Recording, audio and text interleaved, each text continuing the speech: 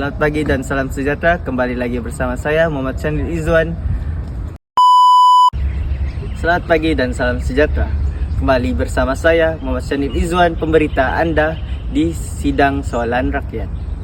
Tajuk kita pada hari ini ialah dasar-dasar kerajaan menuju ke arah perpaduan rakyat.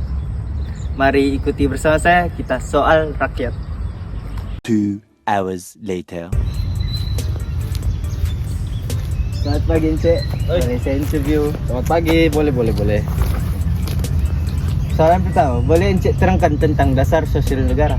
Oke, dasar sosial negara yaitu DSN adalah satu dasar pembangunan sosial yang berteraskan nilai-nilai murni dan peningkatan keupayaan besar bagi mencapai kesepaduan dan kestabilan sosial, ketahanan nasional dan kesejahteraan hidup masyarakat Malaysia yang maju dan mantap.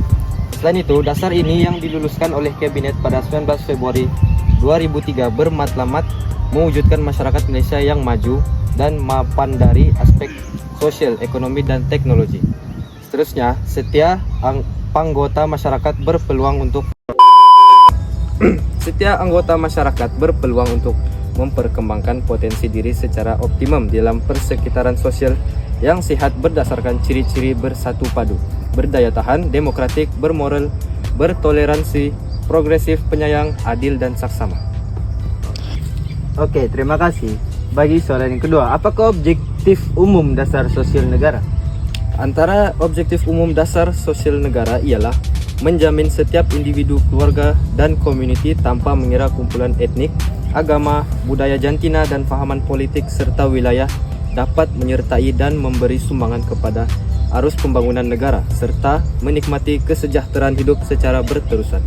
Selain itu, memastikan keperluan asas individu, keluarga dan masyarakat.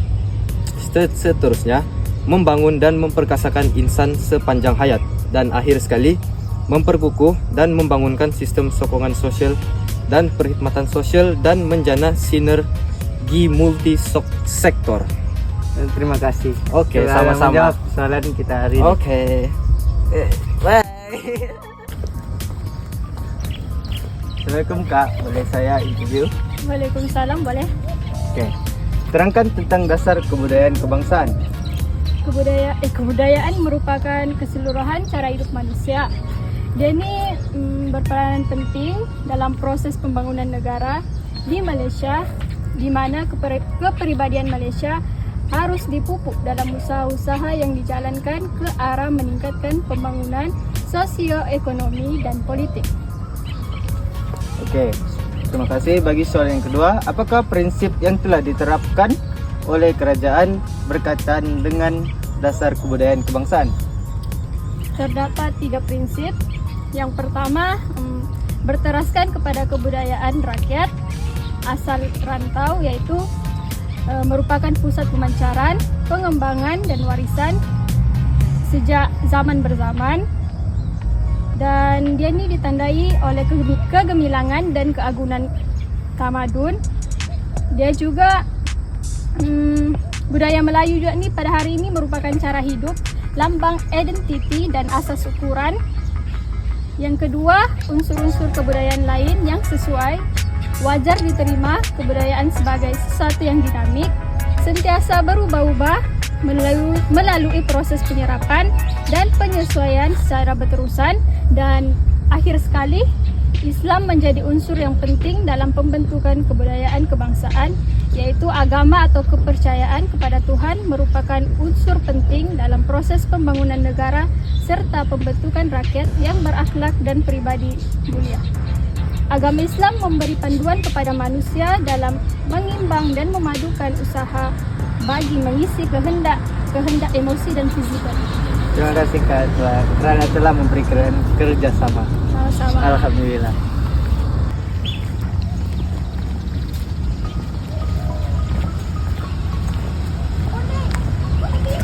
Selamat pagi Cik, boleh saya interview? Boleh. Boleh. Oke, terima kasih. Oke. Duduk. Terima kasih. Aduh, sudah. Apakah dasar kerajaan yang Cik tahu? Dasar kerajaan yang saya tahu ialah dasar ekonomi baharu. Apakah langkah-langkah tertentu untuk memastikan kebersamaan pelaksanaan DEB? Langkah-langkah yang untuk memastikan keberkesanan DIB ialah yang pertama meningkatkan pendapatan dan taraf hidup golongan kurang berupaya. Yang kedua menyusun semula corak guna tenaga dalam sektor ekonomi tertentu. Yang ketiga melatih dan membentuk para usahawan dan pedagang baru di kalangan masyarakat Bumiputra. Ya. Oh, terima kasih karena bagi kerjasama. Terima kasih juga ya. Oke, sekian saja sidang rakyat kita pada hari ini. Kesimpulan yang kita dapat ambil ialah dasar-dasar negara yang digubal oleh kerajaan bertujuan untuk menjadikan sebuah negara aman, damai, serta menstabilkan sistem di dalam negara.